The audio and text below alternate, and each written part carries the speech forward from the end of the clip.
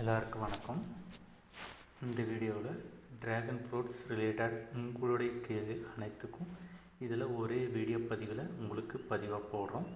பாருங்கள், பிடிச்சிருந்தால் சப்ஸ்கிரைப் பண்ணுங்கள், லைக் பண்ணுங்கள், பெல் ஐக்கானை கிளிக் பண்ணிக்கோங்க. அப்போ தான் நாங்கள் போடுற வீடியோ ஒவ்வொன்றும் உங்களுக்கு வந்து சேரும். ட்ராகன் ஃப்ரூட்ஸ் நடுறதுக்கு முன்னாடி நீங்கள் நிறைய விஷயத்தை பிளான் பண்ண வேண்டியது இருக்குது. இதுக்கு எவ்வளோ பட்ஜெட் ஆகுது, இது எப்படி நீங்கள் கல் தூள் நடுறதா இல்லை சிமெண்ட்டு கல் நடுறதா, அந்த மாதிரி நிறைய விஷயங்கள் நீங்கள் பிளான் பண்ண வேண்டியது இருக்குது. இதில் இன்னொன்று செடி நீங்கள் எந்த கலர் சூஸ் பண்ண வேண்டியது இருக்குது. Like pink colour, yellow colour, white colour, red colour, இப்படி நிறைய விஷயங்கள் வெரைட்டிஸ் இருக்குது. ஸோ அதை நீங்கள் செலக்ட் பண்ணுறதை பொறுத்து தான் மார்க்கெட்டிங் உங்களுக்கு அமையுது. ஸோ அதனால் நீங்கள் பிளான் பண்ணி நல்ல கலர், நல்ல வெரைட்டி பார்த்து நீங்கள் செலக்ட் பண்ணுங்கள். அப்போ தான் நீங்கள் ஃப்யூச்சரில் இது பற்றி நீங்கள் யோசிக்காமல் மேலும் மேலும் நடுறது இல்லை வேறு ஏதாவது மார்க்கெட்டிங் பண்ணுறது அந்த மாதிரி விஷயத்தில் உங்களுக்கு ஹெல்ப்ஃபுல்லாக இருக்கும். மேலும் ஒரு விஷயம் இருக்குது. இதில் கல் நடுறது, சிமெண்ட் கல் நடுறது தாண்டி இதுலேயே டிஃப்ரெண்ட்டாக நடுறது லைன் போட்டு நடுறதுன்னு சொல்லுவாங்க. எப்படி சொல்கிறதுனா, அந்த தக்காளி செடி நடுவாங்கள்ல, அந்த மாதிரி லைனாக நட்டுட்டு அதை மேலே கம்பியில் மேலே போட்டுட்டு மொத்தமாக தோட்டம் ஃபுல்லாக கவர் ஆகிற மாதிரி போடுறது. ஆனால் ஒரு சிலர் அந்த ட்ராகன் செடியை கல் தூணில் மட்டும் வச்சு வளர்க்குறது இருக்குது. ஸோ இதில் ரெண்டும் சேம் தான். பட்டு ஒரு ஆர்டராக தக்காளி செடி மாதிரி லைனாக நடுறவங்களுக்கு கொஞ்சம் மவுசு வரும். ஏன்னா செடி தோட்டம் ஃபுல்லாக கவர் ஆகிறதுனால அதில் நிறைய வரும். அதே கல் தூண் பக்கத்தில் வச்சு வளர்க்குறதுல அந்த இடத்துல மட்டும் செடி வளர்கிறதுனால செடி கொஞ்சம் கம்மியாக தான் வளரும். செடி நல்லா வளரும், பட்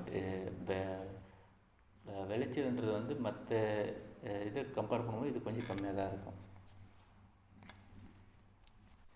நாங்கள் இதை ஃபஸ்ட்டு பிளான் பண்ணும்போது ஒரு 20 சென்ட்டில் மட்டும்தான் நடணும் அப்படின்ற மாதிரி பிளான் பண்ணோம். காரணம் என்னென்னா, இது பட்ஜெட் அதிகன்றதுனால சரி 20 சென்ட்டில் நட்டு அதுக்கப்புறம் நம்ம வேணும்னா இதுக்கு பெருசாக டெவலப் பண்ணிக்கலாம் அப்படின்ற மாதிரி பிளான் பண்ணோம். பட் வீட்டில் நான், அப்பா, அண்ணா இவங்க கூட எல்லாமே டிசைட் பண்ணி தான் பிளான் பண்ணோம். இப்போ பிளான் பண்ணும்போது அப்போ என்னென்னா, இது எதுக்கு ஒரு 20 சென்ட் நடுறது எதுக்கு நடுறது ஃபுல்லாக கம்ப்ளீட்டாக நடணும் அப்படின்ற மாதிரி அவர் பிளான் பண்ணார். அவரும் நிறைய தோட்டத்தை விசிட் பண்ணார். இதனுடைய எவ்வளோ செலவாகுது, எவ்வளோ செலவாகுன்றதை தாண்டி இது ஃப்யூச்சர் இருக்கா இல்லையா, இப்போ மார்க்கெட்டிங் இருக்கா இல்லையா, எப்படி ப்ராப்பராக அணுகுமுறை எப்படி என்ன இதுன்னு சொல்லிட்டு நிறைய விஷயம் அப்பாவும் போய் தேடினார், அண்ணாவும் போய் ஆன்லைனில் நிறைய விஷயம் தேடினார். அப்புறம் நாங்கள் இந்த லீஃப் தண்டை எங்கே கட் பீஸ் கம்மியாக கிடைக்குது, எது நல்லாயிருக்கும் அப்படின்னு சொல்லிட்டு நிறைய விஷயம் தேடி தான் செஞ்சுருந்தோம். இப்படி அப்பா, நான், அண்ணா எல்லோரும் டிசைட் பண்ணதுக்கப்புறம் தான் சரி ட்ராகன் ஃப்ரூட்ஸ் எடுத்துன்னு நடலாம் அப்படின்னு சொல்லி ஒரு பிளான் பண்ணோம். ஸோ இது எங்கே கிடைக்குதுன்னு சொல்லி தேடும்போது கர்நாடகா மாநிலத்தில் பக்கத்தில் பெங்களூர் ஒரு 3 ஹவர்ஸ் ட்ராவல் பண்ணோம். அது இடம் பேர் கரெக்டாக தெரில, அண்ணாவுக்கு தான் தெரியும். ஸோ அங்கே போயிட்டு நாங்கள் காலையிலே ஒரு 10 மணிக்கு போயிட்டோம். ஸோ ஃபஸ்ட்டு போயிட்டு நாங்கள் போகும்போது போயிட்டு ஒரு வீடு அண்டு தோட்டம் 2 இடத்துல வச்சுருந்தாங்க. தோட்டம் வீட்டான இருக்கிறது ரெட் வெரைட்டி வச்சுருந்தாங்க. ரெட் வெரைட்டி குறைஞ்சி ஒரு 200 கம்போ வச்சுருந்தாங்க. அப்புறம் இது பிங்க் வெரைட்டி போகும்போது தான் அவங்க நிறைய இருந்தது. அது இருந்திருக்கும் ஒரு 500 கம்போ மேலே இருந்திருக்கும். ஸோ அங்கே போய் பார்க்கும்போது அவங்க அப்போயே நாங்கள் போகும்போதே 4 இயர்ஸ்ன்னு சொல்லியிருந்தாங்க. ஆனால் தோட்டம் அந்தளவுக்கு பெருசாக தெரியல. காரணம் என்ன, அது வளர்ச்சி கொஞ்சம் கம்மியாக தான் இருந்தது. ஸோ அதனால் சரி வெயிட் பண்ணி பார்த்துருந்தோம். அங்கே தோட்டத்தான போய் பார்க்கும்போது சரி 2 தோட்டமும் நல்லா தான் வளர்த்துருந்தாங்க. ஆனால் இருந்தாலும் எது எடுக்குதுன்னு ஒரு சின்ன கன்ஃபியூஷன் இருந்தது. சரி பிங்க் கலர் மக்கள் அதிகமாக சாப்பிட்றதுக்கு விரும்புகிறாங்கன்ற காரணத்தினால சரி பிங்க் கலரில் எடுக்கலாம் அப்படின்னு சொல்லி போயிருந்தோம். பிங்க் கலர் நாங்கள் கேட்டோம். அவங்களும் சேம் ரெட் கலரும் பிங்க் கலரும் சேம் ரேட்டு தான் சொன்னாங்க. பீஸ் 25 ருபீஸ் சொல்லியிருந்தாங்க. ஆனால் ஒரு பீஸுன்றது பார்த்தீங்கன்னா நீங்கள் ஒரு 10 சென்டிமீட்டர் அந்தளவுக்கு தான் இருப்பாங்க. ஒரு கட் பீஸ் மாதிரி சின்னதாக கட்டிங் பீஸ் தான் கொடுப்பாங்க. ஸோ அது அந்த மாதிரி கொடுத்தாங்க. சரி அது நாங்கள் அது எப்படி எடுத்துகிட்டு வரதுன்னு கொஞ்சம் பிளான் பண்ணோம். ஆனால் அது நான் அந்த தோட்டத்துலேருந்து எங்களுக்கு வந்து ரயில்வே ஸ்டேஷன் வந்து கொஞ்சம் பக்கமாக இருந்தது. ஒரு 5 to 6 கிலோமீட்டருக்கு கொஞ்சம் பக்கமாக இருந்தது. சரி அப்படியே ரயில்வே ஸ்டேஷன் போட்டு வந்து இங்கே பெங்களூர் வரைக்கும் வந்துச்சு. பெங்களூர்லேருந்து நாங்கள் பாலக்கோட்டுக்கு தனியாக போட்டு வரணும். ஸோ அப்படின்னும் போது கொஞ்சம் டிரான்ஸ்போர்ட்டேஷன் செலவு வந்துன்றது வந்து எங்களுக்கு கம்மியாக இருந்தது.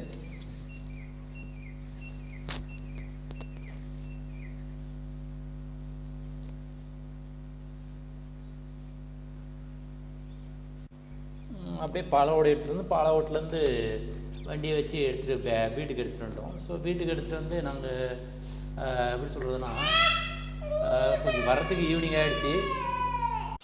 இப்படி தண்டை வந்து வீட்டுக்கு எடுத்துகிட்டு வந்தோம். தண்டை வீட்டுக்கு எடுத்துகிட்டு வந்து அடுத்த நாள் வந்து நாங்கள் அது பதியம் போடுறதுக்கு ப்ரிப்பேர் பண்ணோம். ஸோ அது வந்து ஒரு கொஞ்சம் ஒரு 3000 பீஸ் வந்து நடுறதுக்கு தகுந்த மாதிரி அப்படியே பக்கத்துலேயே நட்டு வைக்கிற மாதிரி பிளான் பண்ணியிருந்தோம். ஸோ அதுக்கு வந்து கீழே வந்து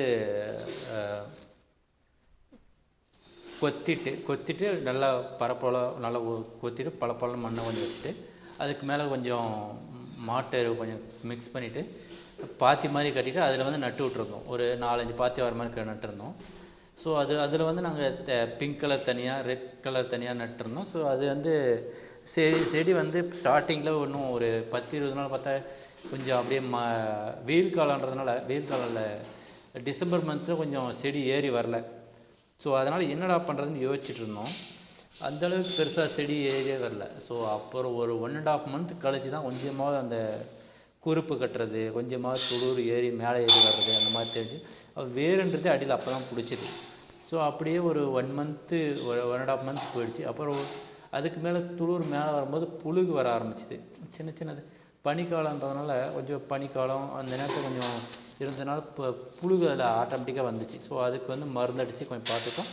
அதனால் கொஞ்சம் கிளியராக வந்து அந்த செடி ஏறி வர்றதுக்கு கொஞ்சம் உரம் அந்த மாதிரி கொஞ்சம் போட்டோம்னா தண்ணியை வந்து வாரத்துக்குன்னு பார்த்தா ஒரு 2-3 தண்ணி தான் விட்டோம் வாரத்துக்கு. ஸோ அந்த மாதிரி விடும்போது கொஞ்சம் நல்லா செடி நல்லா கொஞ்சம் ஊட்டமாக சீக்கிரம் ஏறி வந்துச்சு.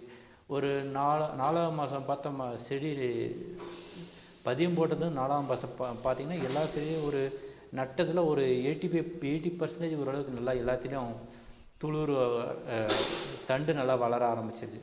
ஸோ இதுக்கு மேலே விட வேணான்னு சொல்லிட்டு அதுக்கப்புறம் எடுத்து புதுசாக வேறு ஒரு இடத்துல நட பிளான் பண்ணிட்டோம். இதுக்கப்புறம் நாங்கள் வந்து கல் பக்கத்தில் வைக்கிறதுக்கு முன்னாடி முதல்ல தோட்டன்ற வயலை முதல்ல ரெடி பண்ணணும்னு பிளான் பண்ணோம். ஸோ அது எப்படி பிளான் பண்ணுறது, சிமெண்ட்டு கல் எடுக்கிறதா இல்லை கருங்கல் எடுக்கிறதான்னு பார்த்தோம். சிமெண்ட்டு கல்னால் வந்து செடி நட்டால் அதிலே வேர் பிடிச்சின்னா சிமெண்ட்டு கல்லே ஒட்டின்னு வர்றதுனா செடி நம்ம அடிக்கடி கட்ட வேண்டியது வராது. அதே கல்லுனா வச்சு நம்ம அடிக்கடி டை போட்டு கட்டுற மாதிரி இருக்கும். ஸோ அது பார்த்தோம். ஆனால் இதில் சிமெண்ட்டு கல் வந்து லைஃப் அதிக நாள் வருமானம் எனக்கு ஒரு டவுட் இருந்தது. காரணம் என்னென்னா வெயில் அடிக்கும் போது எந்த ஒரு கல்லும் வந்து வெடிக்க ஆரம்பிச்சிடும். ஸோ அதனால் அது வேண்டாம் அப்படின்ற மாதிரி ஒரு பிளான் பண்ணிவிட்டு சரி கருங்கல் நட்டால் இன்கேஸ் நமக்கு தேவையில்லைன்ற பட்சத்தில் கருங்கல் விற்ற சேல் பண்ணாலும் சரி அதே ரேட்டுக்கு எடுத்துருவாங்கன்ற ஒரு நம்பிக்கையில் சரி கருங்கல் எடுத்துடலாம் அப்படி சொல்லி பிளான் பண்ணோம். ஸோ கருங்கல்லில் வந்து நாங்கள் எடுக்கும் போது அவங்க வந்து ஒரு பீஸ் வந்து 320, 30 அந்த மாதிரி ரேட்டு சொல்லியிருந்தாங்க. சரி அவங்கக்கிட்ட ஹோலாக மொத்தமாக ஒரு 500, 550 அந்த மாதிரி எடுத்தோம். டோட்டல் பில்லர்ஸ்க்குன்னு சொல்லி கல் எடுத்ததுனால சரி நாங்கள் அடுத்தது வந்து 7 அடி கம்பம் எடுத்தோம். 7 அடி கம்பம் கல் எடுத்தோம். ஸோ 7 அடி கம்பம் கல்லுன்ற போது அது ஏன் அவ்வளோ எடுத்தோம்னா 1 அடி 1.5 அடி வந்து கீழே மண்ணுக்கு அடியில் போயிடும். ஸோ அப்படின்னும்போது மேலே வந்து ஒரு 4 அடியிலேருந்து 5 அடி தான் நிற்கும். ஸோ அதனால் அவ்வளோ உயரம் தேவைப்படுது அப்படின்றனால தேவைப்படுச்சு. ஸோ அதனால் எடுத்தோம். அவங்களே கல் எடுத்தவங்களே வந்து டெலிவரி பண்ணாங்க. ஸோ அதனால் சேஃப் அண்ட் சைடாக கொஞ்சம் அவங்களே இறக்கி கொடுத்துட்டு போனாங்க கல். ஸோ அது கொஞ்சம் எங்களுக்கு ஈஸியாக இருந்தது. நாங்கள் அகலம்னு பார்த்தா கல் வந்து ஒரு செடிக்கு ஒரு செடி டிஸ்டன்ஸ்னு பார்த்தா நாங்கள் வந்து 8 அடி விட்டுருந்தோம். அகலம்னு பார்த்தா வந்து 10 அடி விட்டுருந்தோம். ஸோ அதனால் என்ன காரணம்னு பார்த்தா ஃப்யூச்சரில் வந்து செடி வளரும் போது அகலம் வந்து அதிகமாக போயிடும். ஸோ அப்படின்னும் போது கொஞ்சம் உள்ளே நடக்க செய்ய அப்புறம் எருவு கூட்ட செய்ய நம்ம போக வேண்டியது இருக்கும். ஸோ அதனால் கொஞ்சம் அகலமாக இருந்துச்சுன்னா செடி நிறைய வளர்ச்சி ஆகும்போது நமக்கு ஈஸியாக இருக்கும் அப்படின்றதுனால சரி அந்த அகலத்தை வச்சு எடுத்தோம். ஸோ அப்படி பார்க்கும்போது நாங்கள் மொத்தமாக வந்து 1 ஏக்கராவில் வந்து கரெக்டாக எங்களுக்கு வந்து 535 கல் தேவைப்பட்டுச்சு. ஸோ 535 கல்லும் எடுத்து நடுறதுக்கு ஜேசிபி வச்சு நோண்டினோம். அது வந்து நோண்டினாலே எடுத்து வைக்கிறதுக்கு ஆள் தேவைப்பட்டாங்க. ஒரு கல்லுக்கு வந்து 40 ரூபா செலவாச்சு ஒரு கல்லுக்கு. ஸோ அந்த ஒவ்வொரு கல்லும் எடுத்து வச்சு முடிக்கிறதுக்கு எடுத்து நடுறதுக்கே எங்களுக்கு வந்து கிட்டத்தட்ட 2 to 3 days ஆகிடுச்சு. 2 to 3 days ஆனாலே அது கொஞ்சம் ஓரளவுக்கு நல்லா பண்ணி கொடுத்தாங்க. அதுக்கப்புறம் வந்து நாங்கள் பிளான் பண்ண மாதிரி வந்து எரு வந்து கோழி எருவும் ஆட்டு எருவும் வந்து மிக்ஸ் பண்ணி போடலான்னு சொல்லி பிளான் பண்ணதுனால கோழி எருவும் 3 லோடு டிராக்டர் டிப்பரில் எடுத்துகிட்டு வந்தோம். அப்போ ஆட்டு எருவும் 3 லோடு டிப்பரில் எடுத்துகிட்டு வந்தோம். ஸோ அதை மிக்ஸ் பண்ணி ஒவ்வொரு கம்பத்தானே குறைஞ்சது ஒரு 10 கிலோவுக்கு மேலே போடணும் அப்படின்ற மாதிரி பிளான் பண்ணி போட்டோம். அது வந்து மண்ணுக்கு அடியில் போட்டுட்டு அதுக்கு மேலே மண்ணை போட்டு அதுக்கு மேலே செடி வைக்கணுன்றது தான் பிளான். மேலே வச்சா வந்து மழை பெஞ்சா வந்து அடிச்சுட்டு போயிடும் அப்படின்ற காரணத்தினால அந்த மாதிரி பிளான் பண்ணோம். அதனால தான் வந்து செடி நல்லா கொஞ்சம் ரொம்ப நாளைக்கு சத்து வந்து உள்ளே இருக்கும், செடி வந்து வளர்ந்துகிட்டே இருக்குன்ற மாதிரி பிளான் பண்ணி கொட்டணும். அதே மாதிரி கொஞ்சம் நிறைய போட்டதுனால லைஃப் லாங் கொஞ்சம் நிறைய நாள் வந்து செடி வளர்ச்சி சீக்கிரம் கொடுக்கும் அப்படின்றதெல்லாம் நட்டோம். நீங்களே பார்த்தாலே தெரியும், அந்த மேலே இருக்கிற வீடியோவில் பார்த்தீங்கன்னா அந்த செடி வளர்ந்தது, கல் எப்படி நட்டிருக்காங்க, அது எப்படி பண்ணியிருக்காங்கன்றது உங்களுக்கே தெரிஞ்சிருக்கும். ஸோ அந்த மாதிரி பிளான் பண்ணியிருந்தோம். ஸோ அதனால் அப்படி போச்சு. அப்புறம் வந்து நாங்கள் இது தண்ணிக்கு வந்து சொட்டு நீர் ஓஸ் யூஸ் பண்ணோம். ஒன்று வந்து எப்படின்னா ஒரு சொட்டு நீர் ஓஸ்லேயே வந்து 2 சைடு வர மாதிரி டியூப் மாதிரி கனெக்ட் பண்ணி ஃப்ரண்ட் சைடு 2 சைடுக்கு போகிற மாதிரி, பேக் சைடு 2 சைடு போகிற மாதிரியும் ஒரு கல்லுக்கு வந்து பிளான் பண்ணி நட்டுருந்தோம். ஸோ அதனால் எங்களுக்கு இது தண்ணி வந்து அந்தளவுக்கு சொட்டு நீர் வந்து கரெக்டாக ஒரு இடத்துல போக வேண்டியது கரெக்டாக போச்சு. ஒவ்வொரு செடிக்கும் நல்லா கரெக்டாக போச்சு.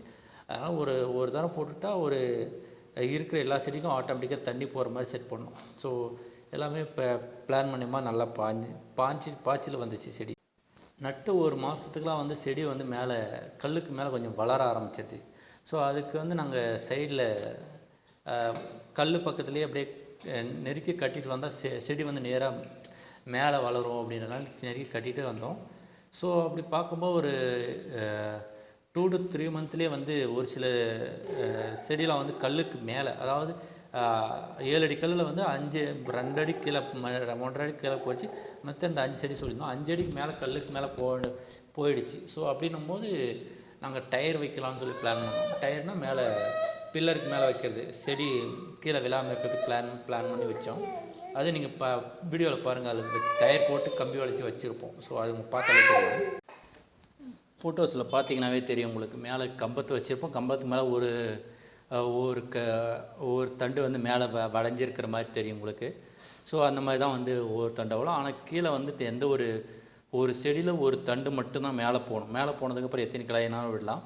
ஆனால் ஒரு செடிக்கு கீழே வந்து தண்டு வளர்கிறத கட் பண்ணிடணும். கண்டினியூஸாக வளர்ந்துட்டே இருந்துச்சுன்னா மேலே செடி வளர்கிறத ஸ்டாப் ஆகிடும். ஸோ அதனால் மேலே வர்றதை மட்டும் நாங்கள் கான்சன்ட்ரேட் பண்ணிட்டு கீழே எந்த ஒரு தண்டு ஒரு குறுப்பு கட்டி வர்றது அலோவ் பண்ணல. மற்றது கட் பண்ணி எடுத்துடும் ஆட்டோமேட்டிக்காக, தேவையில்லைன்னு சொல்லிட்டு. ஸோ அந்த மாதிரி போகும்போது நிறைய விஷயம் வந்து ஒவ்வொன்றா பார்த்து செஞ்சுட்டு இருந்தோம். அது வந்து டெய்லி ஒரு சிங்கிள் ஒர்க் வந்துக்கிட்டே இருக்கும். ஏதாவது ஒன்று எப்படி பார்த்தா கட் பண்ணுறது, சில களை எடுக்கிறது, அந்த மாதிரி வந்துகிட்டே இருக்கும். ஃபஸ்ட்டு 2 years வந்து கொஞ்சம் கஷ்டப்பட்டு தான் ஆகும், வேறு வழி இல்லை. என்ன காரணம்னா செடி வந்து தூக்கி கட்டணும், தண்டு வந்து சில வளையாமல் இருக்கணும். வளையாமல் இருந்துச்சுன்னா நமக்கு மேலே எவ்வளோ சீக்கிரம் போகுமோ மேலே கல்லுக்கு பில்லருக்கு மேலே போயிடும், நல்லா போய் ஸ்ட்ராங்காக இருக்கும். ஸ்ட்ராங்காக மேலே போயிடுச்சுன்னா நம்மளுக்கு வேலை கம்மியாகும். ஸோ அதனால் மேலே வளர்கிற வரையும் நம்ம டெய்லி அதில் வேலை செஞ்சிட்டே இருக்க வேண்டிய சூழ்நிலை வந்துச்சு அந்த டைமில். ஸோ அப்படி பார்த்து செஞ்சிட்ருந்தோம். அப்புறம் ஒரு 1 year போனதுக்கப்புறம் கொஞ்சம் வேலை கொஞ்சம் குறைஞ்சிது. ஆனால் இருந்தாலும் மருந்தடிக்கிறத விட இந்த ஒரு மாதிரி அழுகல் நோய் மாதிரி வரும். சட்டை அந்த தண்டு ஃபுல்லாக ஒரு சில நேரத்தில் அழுகி போயிடும். ஸோ அந்த மாதிரி நேரத்தில் வரும்போது அந்த தண்டை ஃபுல்லாக சீவிட்டு அதுக்கு மேலே மருந்து ஏதாவது லைட்டாக தெளித்து விட்டிங்கனாவே போதும், ஆட்டோமேட்டிக்காக அந்த தண்டு சரியாக போகும். அப்படி இல்லைன்னா தண்டை மொத்தமாக கட் பண்ணி எடுத்துருங்க. அந்த அழுகுங்கிறத ஃபுல்லாக கட் பண்ணி எடுத்துட்டிங்கன்னா உங்களுக்கு மேக்ஸிமம் அந்த நோய் கட்டுப்படுத்த முடியும். சீக்கிரம் உங்களுக்கு தண்டு வந்து பக்கத்தில் அது கட் பண்ணிட்டிங்கன்னா இன்னொரு 10-20 நாள் பார்த்திங்கன்னா வேறு ஒரு தண்டு ஆட்டோமேட்டிக்காக வளர ஆரம்பிச்சிடும், சீக்கிரம் வந்துடும். நீங்கள் கட் பண்ண முடியுங்கன்னா வேறு ஒரு செடிக்கு வேறு ஒரு தண்டுக்கு அப்படியே பரவிக்கிட்டே போயிட்டே இருக்கும். ஸோ அதனால் சொன்னேன். இப்படி தான் செடியை வந்து நாங்கள் வளர்த்து இப்போ வந்து எந்த ஒரு பெரிய வேலை எதுவும் இல்லை. கொஞ்சம் மெயின்டெனன்ஸ் மட்டும் பார்த்துக்கணும். மெயின்டெனன்ஸ்னால் கொஞ்சம் கீழே அடியில் கொத்தணும், வருஷத்துக்கு ஒரு தரம் எருவு கொட்டணும், அப்புறம் அடியில் வர தண்டை கட் பண்ணிக்கணும். அவ்வளோதான், பெருசாக வேலை எதுவும் இல்லை. இப்போதைக்கு அது மட்டும் பண்ணாலே போதும். மற்றபடி இப்போ நல்லா போயிட்டுருக்கு. இந்த வருஷம்னு பார்த்தா நாங்கள் வந்து ஒரு 3 டன் வரைக்கும் ட்ராகன் ஃப்ரூட்ஸ் கட் பண்ணியிருக்கோம். ஸோ 3 டன் பண்ணும்போது ஒரு 2.5 lakhs வரையும் நாங்கள் ப்ராஃபிட் வந்திருக்கு. நாங்கள் செலவு பண்ணது பார்த்தா ஒரு 5 lakhs செலவாச்சு. அது இருந்தாலும் 2.5 lakhs வந்து ஒரு ஸ்டார்டிங் 2 இயர்ஸ்லேயே வர்றதுன்றது ஒரு நல்ல ப்ராஃபிட் தான். ஸோ மார்க்கெட்டிங்னு பார்த்தா வந்து எங்களில் வந்து நாங்கள் லோக்கலே இப்போதைக்கு கொஞ்சம் ஃப்ரூட்ஸ் வந்து கம்மியாக இருக்குன்னு சொல்லி லோக்கல்லே கொடுத்துட்டோம். தருமபுரி, கிருஷ்ணகிரி அந்த மாதிரி இதிலே லோக்கல்லே கொடுத்துட்டோம். அவங்களே லோக்கலில் வந்து நாங்கள் போய் டேரெக்டாக ஷாப்லேயே கொடுத்துட்டோம். அவங்க வந்து கேஜி வந்து 80 rupeesலேருந்து 110, 120, 130 வரையும் போட்டு கொடுத்தாங்க. ஓரளவுக்கு நல்லா சேல் ஆச்சு. ஆனால் இன்கேஸ் வந்து இது ஃப்யூச்சரில் இதனுடைய ப்ராஃபிட் எப்படி போகும் அப்படின்னு சொல்லி எனக்கு தெரியாதுன்னு சொல்ல மாட்டேன். அது நமக்கு வந்து ஒரு 25, 35, 40 இந்த ரேட்டில் விற்றா கூட நமக்கு ப்ராஃபிட் தான். காரணம் என்னென்னா வந்து ஒரு ஏக்கராவுக்கு பார்த்திங்கன்னா உங்களுக்கு ஒரு குறைஞ்சது 10 டன்னுலேருந்து 15 டன் வரையும் வெட்டும். ஸோ 10 நம்ம ஒரு 10 டன்னு வச்சுக்கிட்டாலே 40 rupeesன்னு பார்த்தாலே ஒரு 4.5 லட்சத்துலேருந்து 5 லட்ச ரூபா சாதாரண வரும். ஆனால் நான் வந்து அந்த ரேட்டு குறைஞ்சா நான் சொல்லிகிட்டு இருக்கேன். அதே ரேட்டு இப்போ இருக்கிற ரேட்டை வந்து நான் கொடுத்த ரேட்டை வந்து 100 rupeesன்னு வச்சுக்கிட்டாலே உங்களுக்கு வந்து 10 டன்னுக்கு பார்த்தா 10 லட்ச ரூபா வரும். ஸோ அப்படின்னும்போது அது ப்ராஃபிட் தான். ஸோ அதில் பெருசாக லாஸ்லாம் ஒன்றும் இல்லை, ஜஸ்ட்டு மெயின்டெனன்ஸ் மட்டும் பார்த்துக்கணும். மார்க்கெட்டிங்னு பார்த்தா மார்க்கெட்டிங் ஒன்றும் இல்லைங்க. உங்களுக்கு நீங்கள் எந்த ஊரில் இருக்கீங்களோ அந்த ஊரில் உங்களுக்கு கண்டிப்பாக மார்க்கெட்டிங் இருக்க தான் செய்யும். நான் இப்போ ஒரு எக்ஸாம்பிள் சொல்கிறேன். நீங்கள் இப்போது சேலத்தில் இருக்கீங்கன்னா சேலத்துலேயும் மார்க்கெட்டிங், அங்கே ஃப்ரூட் ஷாப்பு மக்கள் சாப்பிட்றவங்க இருந்துக்கிட்டே தான் இருக்காங்க. ஸோ அதனால் அது பிரச்சனை இல்லை. வேறு எங்கே போனாலே மக்கள் வந்து இப்போ ஸ்டார்ட் பண்ணிட்டாங்க சாப்பிட்ணும். இதனுடைய நன்மைகள் தீமைகள் எல்லாத்தையும் மக்கள் தெரிஞ்சுக்கிட்டாங்க. சுகர் பேஷண்ட் அவங்களாம் வந்து நிறைய சாப்பிட பழங்கள் வேறு பழத்தை சாப்பிட்றத விட இந்த பழம் சாப்பிட்டா கொஞ்சம் நல்லாயிருக்கு, டேஸ்ட் கொஞ்சம் புளிப்பும் ஸ்வீட்டும் கலந்த மாதிரி இருக்கிறதுனால சரி இது ஒரு நல்லா இருக்குன்னு சொல்லி எல்லோரும் வாங்கி சாப்பிட பழகிட்டாங்க. ஸோ அதனால் எந்த ஒரு பிரச்சனையும் இல்லை. மார்க்கெட்டிங் ஒரு பெரிய விஷயமா எங்களுக்கு தெரியல. அப்படி இல்லைன்னா நமக்கு மெட்ராஸ், கோயம்புத்தூர், பெங்களூர் அந்த மாதிரி இடத்துல போனாலே நமக்கு மார்க்கெட்டிங் இருக்குது. மார்க்கெட்டிங் இல்லாமலாம் இல்லை. ஸோ அது ஒரு பெரிய விஷயமா தெரியல எனக்கு. இதில் நாங்கள் யூஸ் பண்ணுறது வந்து மீனமிலம் யூஸ் பண்ணோம். மீனமிலம் வந்து பூ உதிர்றது, அதாவது ட்ராகன் ஃப்ளவர் வந்து உதிரும் ஒரு சில நேரத்தில். அது ஒரு தண்டில் வந்து அதிகபட்சம் ஒரு 5 பூ இருக்குன்னா 2 பூ தான் வந்து அந்த தண்டில் நிற்கும். மற்றது வந்து உளுந்து போயிடும். அப்படின்னும் போது அதை வந்து அது சைஸு மாறாது அதுக்கு முக்கியம் இல்லை. நமக்கு வந்து அது தண்டில் இன்னும் கொஞ்சம் நின்றுச்சுன்னா நமக்கு ஃப்ரூட்ஸ் வந்து அப்படியே இருக்கும். தண்டு பூ உதிராமல் இருக்கட்டும்ன்றதும் விட்டோம். சரி, அதுக்காக மீனமிலம் நாங்களே வந்து ஓனாக ப்ரிப்பேர் பண்ணோம். ஸோ ஓனாக ப்ரிப்பேர் பண்ணதில் வந்து நாங்கள் பார்க்கும்போது அது வந்து நாங்கள் ஒரு 50 kgs வந்து மீன் எடுத்துகிட்டு வந்து ப்ரிப்பேர் பண்ணியிருந்தோம். ஸோ அதனால் நம்ம எப்போ ஒரு 2 weeks ஒன்ஸ் வந்து நாங்கள் ஒரு 1/2 லிட்டர் 1 லிட்டர் வந்து தண்ணியில் மிக்ஸ் பண்ணி விட்டுட்டே இருந்தோம். அப்படி விடும்போது வந்து ஃப்ளவர்ஸ் வந்து கீழே விழுறது குறைஞ்சிருச்சு, ஃப்ரூட்ஸ் வந்து சைஸ் நல்லா வருது. ஸோ அதனால் அது நாங்கள் கண்டினியூஸ் பண்ணிக்கிட்டோம். ஒரு தரம் நாங்கள் ஒரு தரம் ப்ரிப்பேர் பண்ண மீனமிலம் வந்து ஒரு 4 to 5 months நாங்கள் யூஸ் பண்ணிக்கிட்டோம். ஸோ அதனால் அது எங்களுக்கு பெஸ்ட்டாக தெரிஞ்சுது. வேறு பெருசாக மருந்து எதுவும் தேவைப்படல. இதில் இன்வெஸ்ட்மெண்ட்னு பார்த்தா நாங்கள் பண்ணது வந்து ஒரு 4.5 lakhs இன்வெஸ்ட்மெண்ட் பண்ணியிருந்தோம். ப்ராஃபிட் 2 இயர்ஸில் வந்து நாங்கள் ஆல்ரெடி 2.5 lakhs எடுத்துட்டோம். ஸோ இதில் பெருசாக நாங்கள் வந்து ஒன்றும் பெருசாக தெரியல, எந்த ஒரு பாதிப்பு வருமானு தெரியல. அதே மாதிரி இயர் ஆஃப் லைஃப்னு சொன்னால் பார்த்தீங்கன்னா நீங்கள் ஒரு குறைஞ்சது ஒரு 15 years வரும்ன்ற நம்பிக்கையில் பண்ணியிருக்கிறோம். ஸோ 15 yearsன்னும் போது அதில் பெருசாக நமக்கு எந்த ஒரு செலவும் வரப்போகிறதில்ல. ஸோ அதனால் 15 years லைஃப் இருக்குன்னு சொல்லி நட்டுருக்கோம். பார்க்கலாம் எப்படி இருக்குன்னு சொல்லிட்டு. இன்கேஸ் வந்து யாராவது புதுசாக ட்ராகன் ஃப்ரூட்ஸ் ஃபார்ம் பண்ணணும் அப்படின்னு ஆசைப்பட்டாங்கன்னா அவங்க முதல்ல அவங்க தோட்டம் இந்த மாதிரி மேட் ஏரியாவில் இருந்துச்சுன்னா கண்டிப்பாக பண்ணலாம், நோ ப்ராப்ளம். கொஞ்சம் நீர் அதிகமாக இருக்கிற இடம், கொஞ்சம் நீர் அதிகமாக தேங்குகிற இடமா இருந்தால் கொஞ்சம் அதுக்கு தகுந்த மாதிரி நீங்கள் பிளான் பண்ணி பண்ணணும். காரணம் என்னென்னா நீர் அதிகமாக இருக்கிற இடத்துல செடி கொஞ்சம் வளராது, செடி கொஞ்சம் நிறைய டேமேஜ் ஆகுது. ஸோ அது மட்டும் நீங்கள் பிளான் பண்ணிக்கிட்டிங்கன்னா போதும். அதுவும் இல்லாமல் உங்களுக்கு மேட் ஏரியா வேறு தான் உங்களுக்கு சீக்கிரம் செடி நல்லா ஏறி வரும், கொஞ்சம் நோய் வராது, சீக்கிரம் செடி ஏறி வரும், நல்லா பழம் கொஞ்சம் நல்லா வளர்ச்சி கொடுக்கும், செடி நல்லா க்ரோத் நல்லா வரும். ஸோ அந்த மாதிரி இருக்குது. சரி, அதனால் நீங்கள் அது பண்ணுறதா இருந்தால் கொஞ்சம் பிளான் பண்ணுங்கள். அதே மாதிரி செடி வந்து என்ன மாதிரி கல் நடுறீங்களா சிமெண்ட்டில் நடுறீங்களான்றது நீங்கள் பிளான் பண்ணிங்கன்னா அதுக்கு தகுந்த மாதிரி உங்களுக்கு பட்ஜெட்டும் கொஞ்சம் முன்ன பண்ணி ஏறும் இறங்கும், அதுக்கு தகுந்த மாறும். ஸோ அதுக்கு தகுந்த மாதிரி நீங்கள் பிளான் பண்ணிக்கோங்க. இல்லை உங்களுக்கு ஏதாவது சஜெக்ஷன் இல்லை ஏதாவது தோட்டத்தில் நீங்கள் ஏதாவது புதுசாக ஏதாவது பிளான் பண்ணுறோம் இல்லை ஏதாவது டவுட் இருந்தால் நீங்கள் கால் பண்ணுங்கள். நான் என்னுடைய நம்பரை டிஸ்கிரிப்ஷனில் அப்டேட் பண்ணி விட்றேன். கண்டிப்பாக உங்களுக்கு ரிப்ளை பண்ணுறேன், அட்டன் பண்ணி உங்களுக்கு ரிப்ளை பண்ணுறேன்.